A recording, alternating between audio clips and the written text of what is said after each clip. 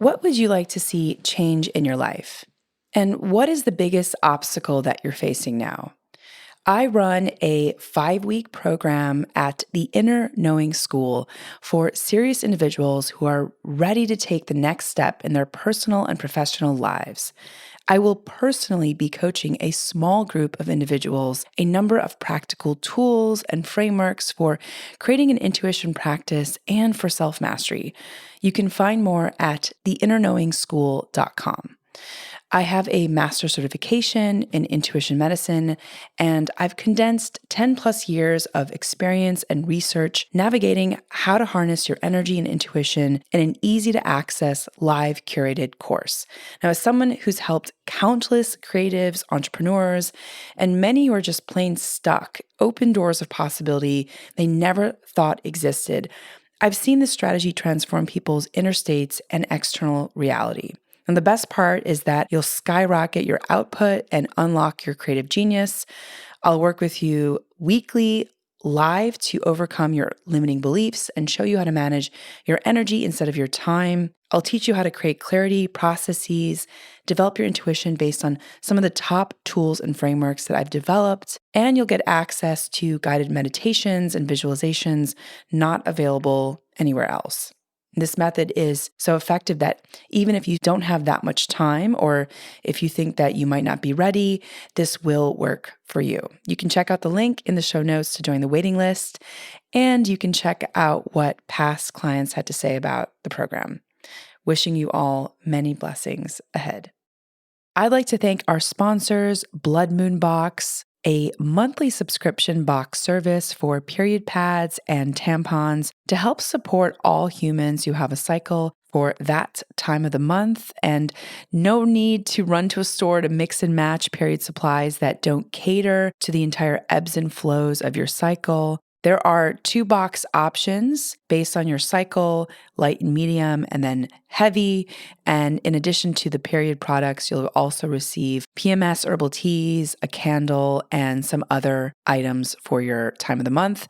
You can reserve a box by navigating to bloodmoonbox.com. And bloodmoonbox.com is on a mission to destigmatize the idea of period blood. At Blood Moon Box, they believe that it is the time to honor the enchanting magic within every person who has a cycle. So join us in embracing the magic of your cycle with Blood Moon Box. Hi, my name is Yasmin Tarehi, and this is Gateways to Awakening, where we host one-on-one conversations with leading experts in wellness, well-being, and spirituality. On today's episode, I speak with Paul J. Mills, the professor of public health and family medicine and director of the Center of Excellence for Research and Training in Integrative Health at the University of California, San Diego. He's the former chief of behavioral medicine and former director of the Clinical Research Biomarker Lab at the University of California, San Diego. And his scientific career has been both active and diverse. He's got over 400 scientific publications in the fields of pharmacology, oncology, cardiology, space physiology with NASA, behavioral medicine, and integrative health. And he was part of the research team that published some of the earliest scientific research on meditation. And he has such an incredible background. He's got a new book out, which you can all check out. We'll leave in the show notes. We recently met at a conference, and I was so moved by his experience at the intersection of science and spirituality. So I'd love to welcome Paul to the show. Welcome, Paul. Thank you, Yasmin. I'm so pleased that we've gotten together to have a conversation about all the things that are meaningful and important to both of us. Oh, thank you. Thank you. Likewise. So, Paul, to kick it off, what does the science of spirituality mean to you? And what does it actually mean to be a spiritual scientist?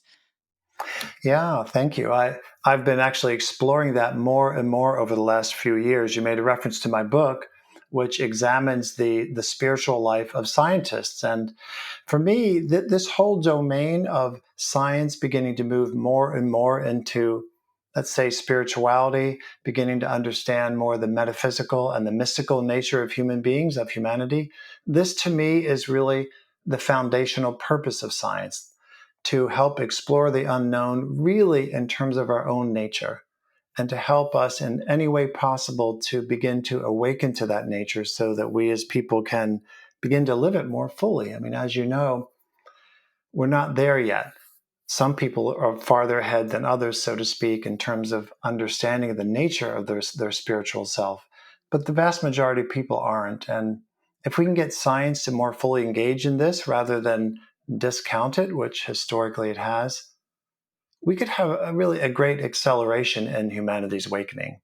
So to be a spiritual scientist means to be helping science, to awaken science, and to utilize the tools of science to awaken humanity to their very self. Amazing, amazing. Yeah. I mean, and where do you think, science has kind of diverged? Like, was science ever, looking at life from a spiritual lens or, and because I want to talk a little bit about the materialistic world, and how that also, I think, leads people to make certain conclusions about reality. And I know you have a chapter about materialism in your book. Yeah, when I reflect on the nature of the Western scientific tradition, which we can trace back to, let's say, almost 5 centuries ago, and we think about characters such as Galileo and some of his colleagues, they were very religious people, and within that, some of them were also very spiritual. You can tell that from their writings, and they're the ones who began the Western scientific tradition anyway, and the nature of exploration. And they were trying to understand the nature of the universe. They saw the universe as really a manifestation of God. Many of them saw the universe as it being imbued with soul, with conscious soul force, so to speak. And that was their approach to science. So they were using it to help them understand the nature of this amazing manifestation that to them was a manifestation of God and also God, God itself. And it was really just over time, particularly the last, let's say, century or so, that it began to get more materialistic, and particularly, let's say, we could say again, the last couple of decades, where we have what you just mentioned, the materialistic sciences. We have something also called scientism, which is really the materialistic sciences in the most extreme form, which utterly and totally discount anything other than the material world as we know it. Things such as spirit, spiritual, that's all nonsense. And that's very unfortunate because many people utilize science as the kind of arbiter of truth. And whatever science says, then they say, okay, then that's true. And in that sense, the growth of the materialistic sciences have begun to have hampered over time people's kind of openness to the idea that they are more than just their mind and body. Unfortunately, that's been changing. At least there's a small group of people who've been pushing to get science back on track to be of service to us in our awakening rather than being a force that keeps us more asleep. Mm, yeah, it's so fascinating, Paul, because I think, this pursuit of knowledge also, it's so interesting to me that there's so many camps that are just like, desiring to accumulate knowledge and understand knowledge, acquiring knowledge, but then not necessarily looking at how it can be applied in the day-to-day life and how it can make our lives as humans and as this one collective species better. So that has always been sort of interesting to me, in the background that like what's the sort of point of science if science is not going to actually really look at the collective, right? From the lens of the spirit. So I love that you've been focusing on this work. I'd love to talk a little bit about some of your experience. You were directing the Chopra Foundation's research program. I'm really curious, what are some of the maybe major studies or initiatives that you worked on and why? Yeah, the why of it, to answer that part first, the why of it was really back to this idea of helping to utilize science to awaken us to spirituality. And I look at all that work I've done with the Chopra Foundation. We've published over 25 scientific studies in a variety of domains, broadly in an area what's often called integrative medicine or integrative health. And we started that research in some basic ways, looking at the physiological effects of meditation, for example, on the level of genetics, on the level of heart rate variability. Then we moved into what's often called psychosocial health, the effects on depression, anxiety. Then we moved more into consciousness studies. What do intensive meditation programs do to people's experience of their very self, to their experience of consciousness, to their experience of their ego identity? And all of that was really new work in this realm of integrative medicine. And that was what we were trying to do. We were trying to get this conversation of consciousness itself, our foundational spiritual nature, back into scientific research, particularly back into research around health and well being, because it had been missing for a long time. And if you think about it, it's just utterly silly, because how can you really understand a person's sense of well being if you're not having a sense of their how are they in terms of their relationship to their spiritual self, and what kind of programs out there are helping to cultivate that so it can be recognized and understood? So that's what much of that work has been. We did research on gratitude together, which was really in many ways for me foundational as far as helping to awaken some of our innate gifts. I look at gratitude as a kind of soul force, as a gift on the soul level. And when we awaken that has transformational effects on body health and mental health and emotional health and our spiritual well-being. Wow. And so I'd love to kind of dive a little bit into maybe one of the themes from the research, perhaps gratitude, and really double click on like, what was it that you found that is important for folks who are listening to kind of integrate into their own day-to-day life? Yeah, happy to speak about that because I'm always enthusiastic about it, because the research, we went into that relatively innocently, meaning we knew that gratitude is important from our own lives. When I myself, for example, have brought gratitude into my consciousness, I've already knew how it influenced my sense of well-being. But we rolled out these research projects at the University of California, San Diego, and we were studying people who had cardiac disease, pretty severe cardiac disease. And we did a handful of studies. Some of them were more what's called cross-sectional research, more observational. And then we also did intervention studies where we took a group of patients and we randomized some of them. Now, the gratitude intervention that we specifically used is something many, many people already commonly do, and that is to keep a gratitude journal. So we instructed these patients to write down most days of the week a couple of things they felt grateful for on that particular day. Some patients would just write down a few words, some would write sentences, some would write paragraphs. So it just depends on the mood and the time in the day. And what we found after 2 months of these diaries being kept, it was very transformational. So let me mention some of the more psychosocial changes. I mentioned earlier benefits to depression and anxiety. People with severe heart disease often have more depression for a variety of reasons. Just energetically, the body's a bit depleted, but also just knowing they're carrying around a chronic disease. So that got better. Sleep got better. Sense of well-being got better. There's something called self-efficacy and a specific focus of that in cardiology, which is the person's confidence that they're able to take care of themselves Mhm. in terms of whatever regimen they're on, whatever the drugs are, the exercise and diet. Gratitude helps support that sense of self-efficacy and confidence that they could really take care of themselves the rest of their lives and manage this disease. And importantly, we drew blood samples from all the patients. It's already well known that cardiac diseases are associated with a lot of inflammation. There's biomarkers of the heart itself. There are biomarkers just generalized within the blood, circulating blood.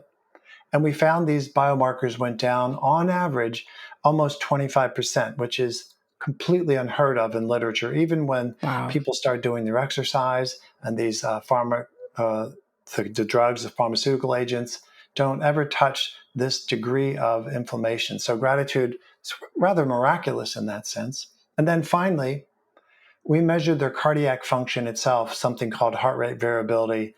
And that improved. And it improved specifically when they would sit down and they would just be writing into their journal. And of course, finally, as you might imagine, their sense of gratitude changed quite a bit in the literature. And we often call it having an attitude of gratitude. And the more you practice gratitude, it becomes more part of your consciousness and your mindset, and you just carry it around.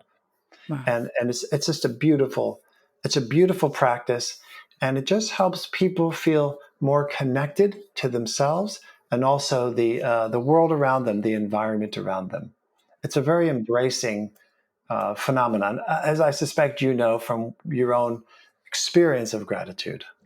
Wow. Yeah. Yeah. I'm so impressed by some of the kind of biological markers that improved with gratitude, and like I can energetically feel that with the moments in my life where I was really dedicated to doing like a 5-minute gratitude journal, or really, there was a period in my life where I would just sit and count all my blessings and set a timer for 10 minutes. And I just loved how I felt in my body after that. And I don't do it anymore, but I'm now like realizing, oh, maybe I should go back and do that, because what a powerful reminder. And it's so simple, right? It's so accessible. Anyone can do it. It's free, right?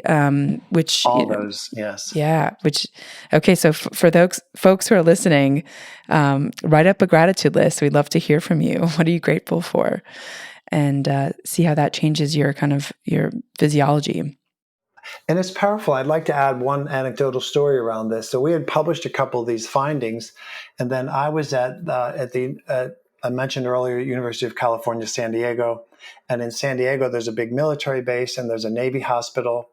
And we hosted a conference there in integrative medicine, and I gave a talk, and Deepak Chopra gave a talk, amongst others. And I gave a talk on this gratitude work. And a couple of the physicians there got in line to ask me a question.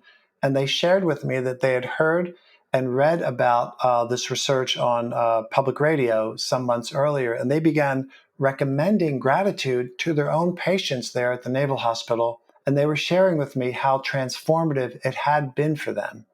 So, as you just said, this is something anyone can do. It's easy, it's free, as you said, and it's just a transformative, powerful faculty. And again, for me, it's us starting to engage our soul forces more. That's one way I look at it, and it's transformative. Amazing, amazing. So I want to actually, before we dive in, because I think that we've brought up the soul and the spirit and a number of times in this conversation, and I think for a lot of people who are listening who may not understand what that means, right? Like, what does it mean to have a soul? What does it mean to have a spirit? So I always ask, my guests to explain, like, what does it mean to you, to kind of have a soul and to have a connection with spirit? Like, what do those words mean to you? I think it just helps people who are listening kind of clarify in their minds what that experience might feel like if they've never really tapped into it. Yeah, okay, I'll do my best because that's a tough question. I'll start with the experience that most people have in the world, and that is the experience of being a person, of being a personality, of constantly having the experience of a variety of thoughts going through their mind, emotions going through their whole feeling body, and so forth.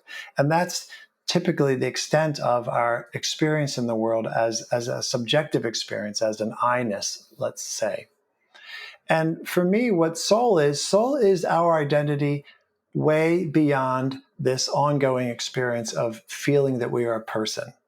And of course, there's much philosophic and meditation literature out there, mystical literature, where people do wake up to sense of self that is beyond the personality.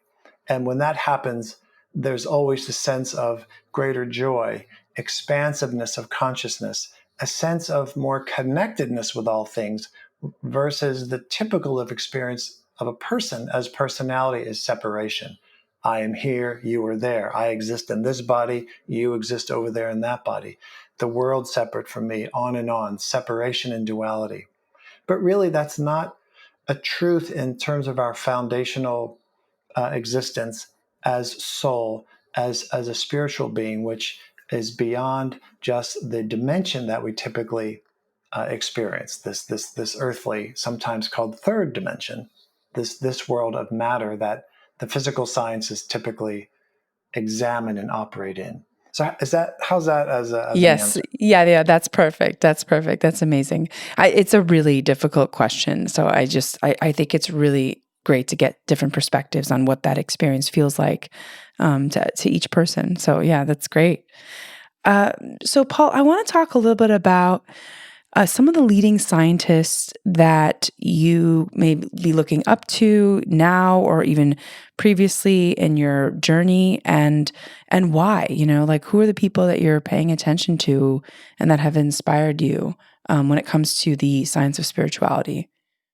Okay, I'm glad you added that part at the end because that's really where my consciousness has been lately. Historically, when I was deep more in the biomedical sciences, then the scientists I looked up so much to were more those in a field called psychoneuroimmunology or behavioral medicine or biochemistry and pharmacology. But yes, these days my orientation has been more towards scientists who have been cultivating their own spiritual life in the context of their scientific work. And those are the folks I interviewed for my book, the book that we made reference to earlier. I interviewed over 30 scientists, mainly from the United States, but also outside of the United States. Who are some of the ones I admire very much? Well, honestly, all of them, but I could do a shout out for a couple. One of them, his name's Rudy Tanzi. He's a neuroscientist at Harvard. And one of the reasons I just love and admire Rudy so much is that he's so brilliant. He's made leading edge discoveries as far as brain health, as far as Alzheimer's disease. He's discovered some of the genes of Alzheimer's, on and on.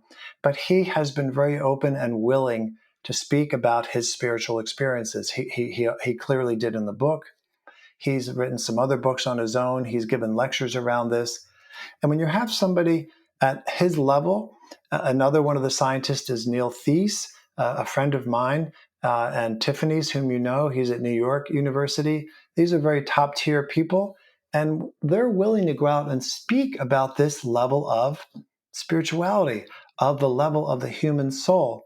They've got massive scientific creds, and they're willing to speak about it. And this, to me, helps loosen up some of the objectivity or the sense that, oh, this is all woo woo science, when you get people who are really successful on the scientific side speaking about this. Mm, Another colleague of mine, Cassie Veaton, she's a professor at the University of California, San Diego, my institution.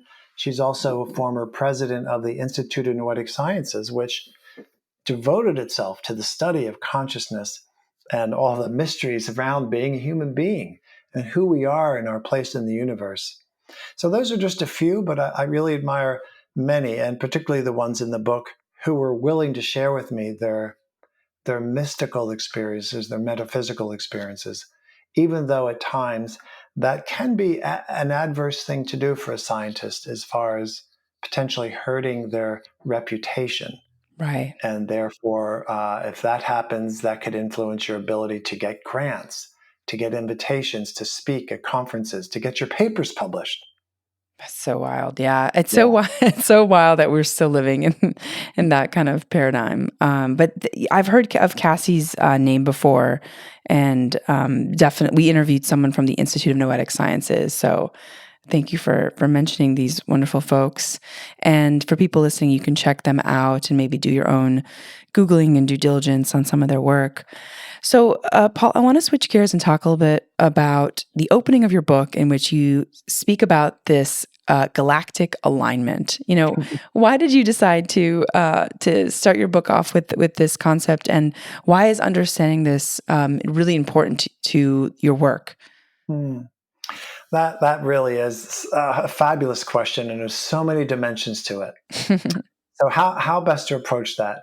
I'll begin by, of course, I'm not an astronomer, but the galactic alignment, as far as a phenomenon, is something that occurs every 26,000 years here on our Earth, and it's when our Earth and Sun and our immediate galaxy, as it's rotating around the galactic center, the center of the Milky Way, it comes into a certain position in relation to the galactic center.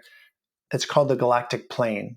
And when it's in the galactic plane, you can imagine If you're walking into a forest and suddenly there's a long opening between you and the very center of the forest, and you can see in the middle, that's what this is, where the Earth suddenly has a clear shot into the galactic center with nothing else in the way. There's no other galaxies in the way. There's no other, solar systems and so forth, planet, whatever it might be. And I opened the book that because that with that particular experience, because it was very transformative to me. It was more of a spiritual experience I had some years ago around the time of this galactic alignment phenomenon, and that inspired me actually to write the book. And you read through this, and as a nutshell for the listeners, it was an experience where I had a vision of what the future of the earth and the future of humanity is. And it's a beautiful future that will come to pass. It's probably going to be some rough road between now and then, but it was beautiful. And when I had that vision, and this vast cosmic being shared with me this vision of what the future of humanity will be, for me, it raised the question of, well, what have I been doing as a scientist, as a person, to help support the coming of this future event? Has my scientific work been helpful? Am I impeding, this future event? Am I slowing it down? And I began to really soul search around this question. And as I soul searched for myself and began to want to understand the science that I do, how is it helping or hindering this future phenomenon and our ability to get there? I then began to wonder, well, what about other scientists? What kind of experiences are they having around their own spiritual nature now and into the future? And that was the inspiration of the book. And I thought, well, I'm just going to lay it out right at the get-go. And that's why I start the book with the experience. Just lay it out there. And again, me as a scientist, you mentioned I've been successful as a scientist. 400 publications is a lot out there, and I've had a very stalwart kind of reputation as a scientist. And here it is. So we'll see how that's influenced my reputation in some areas. Some scientists, it could have been the end of it. I don't know, but it's okay. I was willing to take that step because I feel it was very, very important. Yeah. What has been the reaction to your book so far? And, what's kind of come up for people? Yeah, it's been very encouraging. There are many dimensions to the book. In addition to the you mentioned the chapter that I wrote on just the materialistic sciences and where we need to go to transform science. The bulk of the book are me having conversations with other scientists about their spiritual experiences and having a narrative around that, a story. And within that, I also share my own experiences where relevant. And I've gotten just beautiful emails and messages from people around the world who have read the book, and it's been very liberating for them. Whether they're a scientist themselves and they've been feeling stuck in the closet about not speaking about these experiences, or if they're a person who haven't had many of them, but they've thought they wanted to pursue them, but they thought it might be contraindicated because they're a scientist, on and on and on. And in that sense, it's been kind of liberating for people. And that to me is extremely satisfying.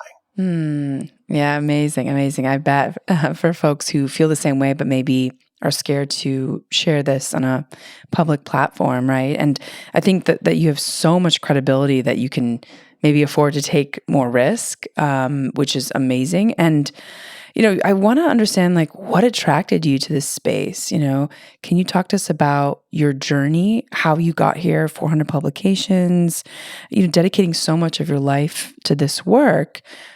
Did you always feel this way, or was there some event that kind of pushed you into this space? Yeah. Yeah. There was an event, and I'll add one other thing about the book and feedback. I was notified a few weeks ago my book got what's called a Gold Nautilus Award in the area of science and cosmology, and that's an area of this particular book award system that's highly relevant to the message of my book. And this is an area that has to do with helping humanity understand our own nature and our nature in relation to the cosmos. And that to me was very rewarding. as has been feedback from people around the world sharing how it's been helpful and liberating for them. So I hope the award, if anything, just encourages more people to get the book and read it and see how it might help them as well. Oh, that's So, amazing. Really yeah, amazing. yeah. So, as far as my own beginning, I was in high school growing up in the country of Bucks County, Pennsylvania, and a friend suggested I learn meditation. I'd never heard of it. I was in my junior year, and I said, "Yeah, sure, that sounds interesting." So I went out, I attended an introductory lecture, I learned to meditate. And some months into having learned meditation, I had what's called a classic out of body experience. I was sitting outside under a tree in a field, sat down, closed my eyes, began my mantra, and then poof, before I knew it, I was out of my body. I was up in the tree, looking down at myself, meditating, all the details you've heard about such things. And it was remarkable. It was surprising. It was beautiful. I'd never heard of such a thing. When I finally got back into my body, I was like, what? What was that? I had grown up in Catholicism. I'd never heard of such a thing. I began to read literature as much as I could get my hands on. Mostly it was Eastern literature that began to speak about these things. And that's what really led me to be a scientist. I thought, wow, there's more to me than I realized. There's the me, Paul, that I'd always known. And then there was another me that was vast in consciousness and at peace continuously and a vast quietness. And the question was, well, who's the real me or both me? And that's what really led me into science. So I started off studying meditation, and I've been doing more of that in the recent years, as we've spoken about with the Chopra group. And that's what got me into science. It's been a beautiful journey. I got my creds in some of the deeper levels of science, as I mentioned, pharmacology, biochemistry, just trying to understand the body, the nature of the mind and consciousness. And it's been very satisfying as a career. And I would say that I got where I wanted to be as far as what science could do to help me understand the nature of my own self. Wow. Wow. Oh my gosh. Well, lucky you that you got introduced to this world so young and so early. What a dream, really. It's amazing. Really, really amazing. And, looking back, because you've been in this space now for so long, Paul, what has really changed, since you started working in this field? And how has your kind of point of view evolved over time? Yeah. Well, as far as the space, well, I could relate to you a story when I was conducting research on meditation. This was in the say mid to late 1970s. And I had gathered enough data to make a presentation at a scientific conference. And this was, I can't remember, it was either the Society for Neuroscience or it was some kind of electrophysiology conference. And I was giving my presentation. And this was in what's called a poster format, not a talk. And somebody came up and they were looking at my poster and the graphs and the title. And they said, "These are really interesting graphs, but excuse me, but what is meditation?" And I was so taken aback because I had been practicing already for a few years. It was normal. But then I realized, wow, I've been in a little bit of a bubble because many people didn't know about meditation back then. Now it's ubiquitous. It's kind of a household word. At least while I was living in California, there's yoga studios all over the place. So things have very much opened up to ideas in our cultures around yoga, meditation, self transformation, consciousness development, consciousness expansion. So in that sense, it's been very satisfying because as a culture, cultures have opened up to begin to take more of this in about our potential in the realms of consciousness and who are we really and what can I learn about myself beyond what I used to think was just me. Mm. Wow. What about, in terms of why you think these subjects are important? Mm. What's your perspective on that? Yeah, I mean, I think it gets down to this very, very foundational question of who are we really as human beings? Mm. That the old adage, know thyself. What does that really mean? Does that mean know your thoughts and know your feelings and know your family history? No. It really means to do the work and have the inspiration to do some archaeological digging within your own mind and consciousness to uncover your really your foundational existence beyond and including ourselves as a human being. That's why it's important. So many people around the world today, particularly in the United States, so many people are on antidepressants, anxiolytics, and on and on. People don't know themselves. They've just been stuck in a Mm. world of experience, and much of that experience has gotten less and less a sense of safety, a sense of what's predictable and known, and that's just not living a full life as it could be. And when people start getting on journeys through whatever mechanism, yes, it could be meditation, it could be contemplative prayer, it could be singing, chanting. There's so many ways that we as human beings can begin to open up our inner space, access to that space. And that's where the we, the I-ness, beyond the personality resides. And that's some of the ways where we get to discover that. And then as that begins to awaken within us, that's when life transforms. We've already spoken about it in terms of gratitude and the beauty as a practice that gratitude can do to awaken our spirit. And there are many other practices too, like that. That's why it's important. It's people awakening to their very nature and really foundationally to love and compassion. Mm. Yes, yes, I could not agree more. I really appreciate that. And, you speak about numbing out and antidepressants and it's really interesting how overprescribed things are. And also how many people are just desiring to numb out on everything, right?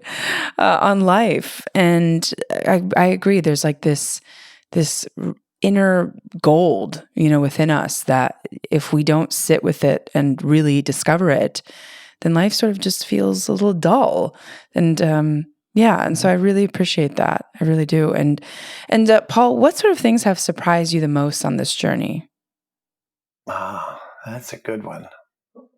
Well, a couple things. One, those findings from the gratitude research were really surprising. And you made reference yourself to the effects on the biology, the immunology, the change in the actual functioning of the heart itself. That's powerful medicine. The other surprises had to do with when I began my interviews for the book. I have been kind of this closet spiritual person through my scientific career. And I never shared these things with people. I would go to scientific conferences around the world, my own colleagues at the university. I never spoke about these things, any of the metaphysical and mystical experiences I had. I didn't see any way to do it. And as I began to interview other scientists for the book, I realized there are many of us like this, but all of us have been keeping it all in the closet for the same reasons I was doing. But when they were given the opportunity to speak about it, it was so beautiful, Hmm. Yasmin, to hear these experiences was so intimate. And I was grateful that they were willing to share it. So that surprised me. The fact that this is really common, and it's common beyond scientists too. But most folks don't speak about it. Even outside of science, I've had friends who have had metaphysical experiences, and they've gone to their pastor or the rabbi, and they want to share these things, and there's no reception for it. Because typically in the religious traditions, if you begin to speak about this, people will kind of scratch their head and look at you like, well, you might want to go speak to a psychiatrist about this. And this is a very sad state of affairs, but this is not uncommon. So the Right. more that we are all willing to share the reality of our inner lives, that helps it open up and find encouragement for more and more people to share it. Mm. And many, many people do say they're religious and spiritual, but there's just a disconnect with a kind of acceptance at a social level to really go there. But Mm. that's changing, fortunately. Yes, yes, yeah, absolutely. It really, for me, I feel like it comes down to like that deeper connection to self, right? And I Yeah. feel like religion has been kind of there to help people connect with themselves through a third party. And Yeah. now, right? Yeah. The third party system. The Yeah. third party system. And now I think there's a lot of tools to connect with yourself through other modalities and other means, right? You don't necessarily even need a third party. It's like giving you the sort of power to connect deeply to the universe, whatever you want to call God, Gaia, Mother Earth. Yes, that's beautiful. And I want to add something about that, we were just speaking a moment ago about the rates of depression and anxiety. And then you mentioned this idea, yeah, we don't need these third parties anymore. I think what's going on is that it gets back to the idea of this galactic center experience. There's a lot of movement and support from the spiritual world for the spiritual awakening of humanity. Many people speak about this now. Many people are having experiences around these. I don't know how else to say it. Changes in vibration and support for people to awaken. And with this almost like a pressure that's building. And if people are not willing to take a look at that, that can can cause even more depression and anxiety, because you've got these inner forces coming in on a soul level that the person doesn't know what to do with. So they either ignore it or push it down.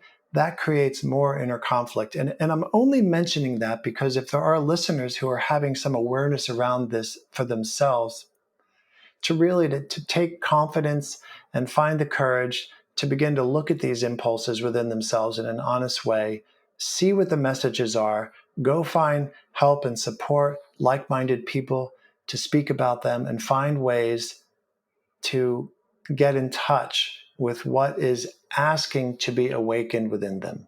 Hmm. Amazing. Yes, yes, yes. And it takes like courage really to go into that world. I think a lot of folks are scared, or there's fear associated with it.